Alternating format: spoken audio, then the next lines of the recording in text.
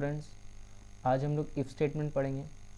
तो if statement को हम लोग कंडीशनल स्टेटमेंट भी बोलते हैं। It is use to check condition, मतलब ये इफ़ क्या करता है, कंडीशन चेक करने के लिए होता है कि वो कंडीशन ट्रू है या फॉल्स है। ठीक है, उस ट्रू फॉल्स को चेक करने के लिए वो रिलेशनल ऑपरेटर का यूज़ करता है।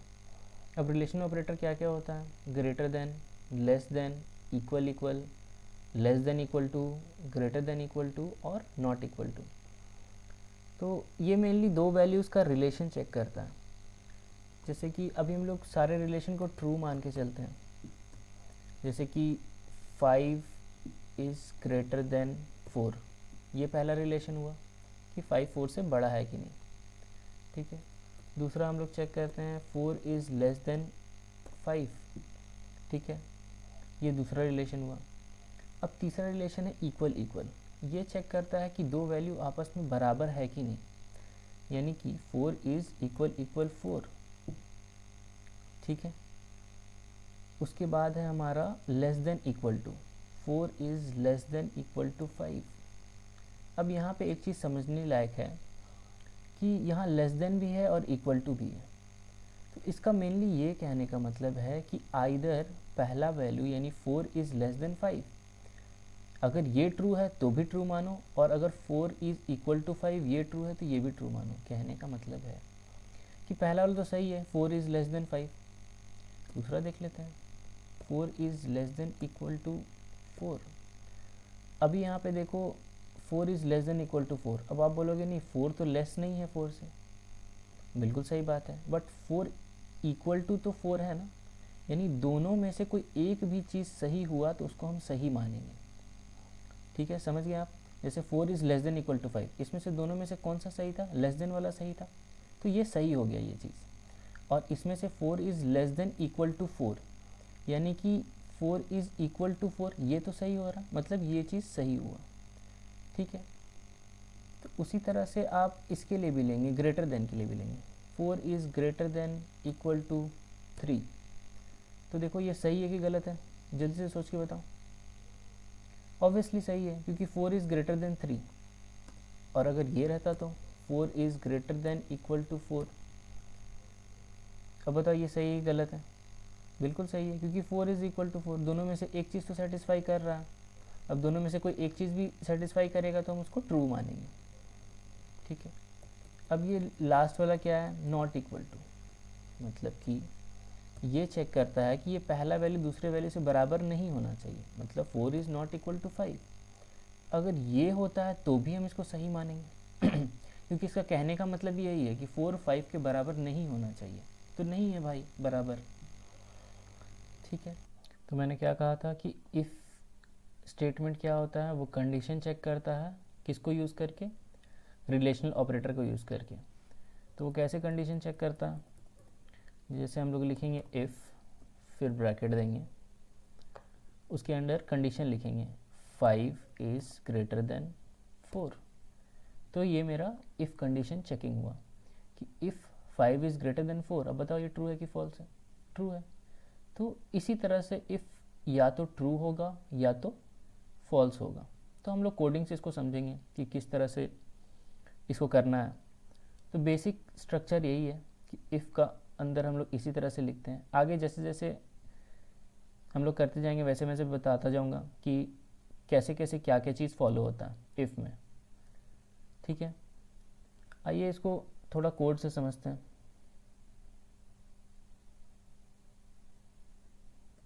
तो सबसे पहले हम लोग क्या लिखते थे, हैश इंक्लूड stdio.h, फिर लिखते थे हैश इंक्लूड conio.h, फिर void main। ठीक है, अभी हम लोग बहुत बेसिक सा इफ स्टेटमेंट देखेंगे, clr scr। अब हम लोग लिखते हैं if statement bracket on and bracket of. अब इस ब्रैकेट के अंदर हम लोग लिखते हैं 5 ग्रेटर देन 4। ठीक है, अभी बताओ ये कंडीशन सही हो या गलत है। ऑब्वियसली 5 ग्रेटर देन 4 होगा। अगर ये कंडीशन ट्रू होता है तो हम लोग क्या प्रिंट कराते हैं, printf फिर डबल कोट्स देते हैं, उसके अंदर लिखते हैं दिस इज ट्रू। ठीक है, अब गेट सी एच लिख देते हैं। ये हम लोग का बेसिक सा इफ़ प्रोग्राम है। तो इसमें हम लोग बेसिक क्या कर रहे हैं कि चेक कर रहे हैं कि 5 ग्रेटर देन 4 है कि नहीं। अगर 5 4 से बड़ा है तो हम लोग क्या प्रिंट कर रहे हैं, दिस इज़ ट्रू। चलो इसको कंपाइलर रन करके देखते हैं कि हमारा कंडीशन सही है या गलत है। कंपाइल किए, अभी देखो एक वार्निंग आ रहा है यहाँ पे। चलो प्रेस करते हैं, क्या लिख रहा है, condition is always true. Obviously 5 हमेशा 4 से ग्रेटर होगा, तो इससे कुछ फ़र्क नहीं पड़ता। रन करके देखते हैं, देखो आ गया हमारा दिस इज़ ट्रू। अभी चलो इस कंडीशन को हम लोग फॉल्स करके देखते हैं, उसके बाद देखते हैं ये प्रिंट होता है कि नहीं होता है। ठीक है, तो क्या कर देते हैं, 4 इज़ ग्रेटर देन 5। अब ये कंडीशन तो फॉल्स हो गया, 4 5 से तो बड़ा है नहीं, तो ये प्रिंट नहीं होना चाहिए। अब देखते हैं ये प्रिंट होगा कि नहीं होगा। कंपाइल किए, 2 वार्निंग्स। ठीक है, ये कोड इज़ ऑलवेज फॉल और अनरीचेबल कोड। अनरीचेबल कोड इसलिए क्योंकि वो प्रिंट नहीं होगा, इसलिए लिख रहा। रन करके देख लेते हैं, देखो मेरा कुछ भी प्रिंट नहीं आया, जबकि मेरा प्रिंट स्टेटमेंट है प्रोग्राम में। तो ये क्यों हुआ, क्योंकि ये कंडीशन फॉल्स हो गया, और फॉल्स हो गया तो क्या हुआ, ये एग्जीक्यूट ही नहीं हुआ। ठीक है, तो यही होता है हमारा बेसिक सा इफ स्टेटमेंट।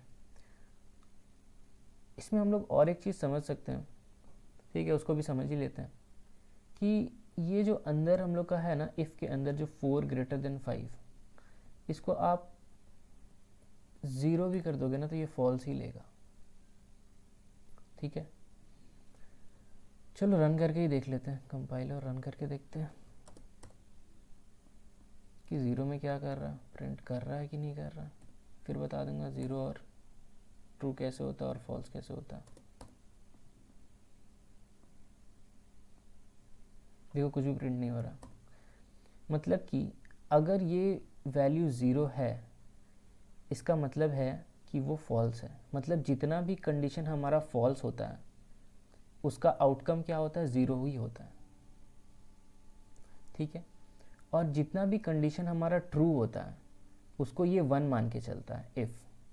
ठीक है, तो हम लोग क्या समझे कि जितना भी कंडीशन ट्रू होता है उसको इफ़ 1 मान के चलता है, और जितना भी कंडीशन फॉल्स होता है उसको इफ़ 0 मान के चलता है। मतलब कि अगर 4 इज़ ग्रेटर देन 5, ये ट्रू है कि फॉल्स है, ये फॉल्स है, तो ये इफ़ इसको क्या मानेगा, 0 मान के चलेगा। ठीक है, इसलिए अगर हम लोग यहाँ 0 भी लिखते हैं तो इसका मतलब फॉल्स ही होता है, और अगर हम लोग 1 लिखते हैं तो इसका मतलब ये ट्रू होता है। चलो इसको भी रन करके देखते हैं।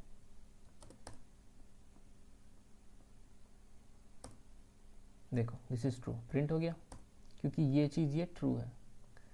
अब ये मेरे को बताओ कि 1 के जगह तो ठीक है, 1 की जगह मैं अगर 34 लिख दूँ तो ये ट्रू होगा कि फॉल्स होगा। पॉज कर लो वीडियो, सोचो, दिमाग लगाओ। चलो ठीक है, इसको रन करके देखते हैं। ट्रू हुआ।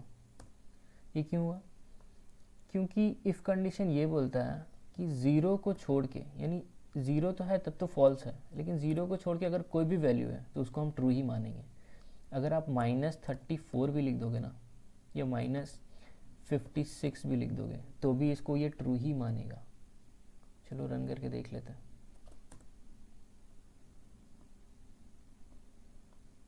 देखो उसको ट्रू माना। ठीक है, अगर मान लो आप इस तरह से करते हो कि एक और चीज़ ले लेते हैं, इंट a इक्वल टू 10, ये फिर a ही ले लेते हैं यहाँ पे। ठीक है, अब हम क्या करते हैं कि a इक्वल टू 10 कर देते हैं यहाँ पे।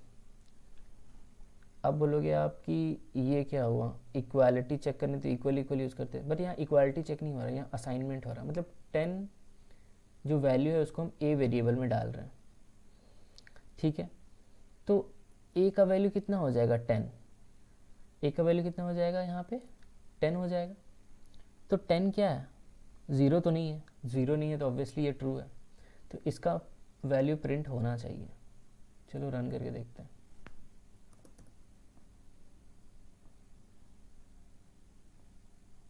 देखो प्रिंट हुआ, लेकिन वही अगर हम 10 की जगह 0 कर देते हैं तो क्या मेरा प्रिंट होगा?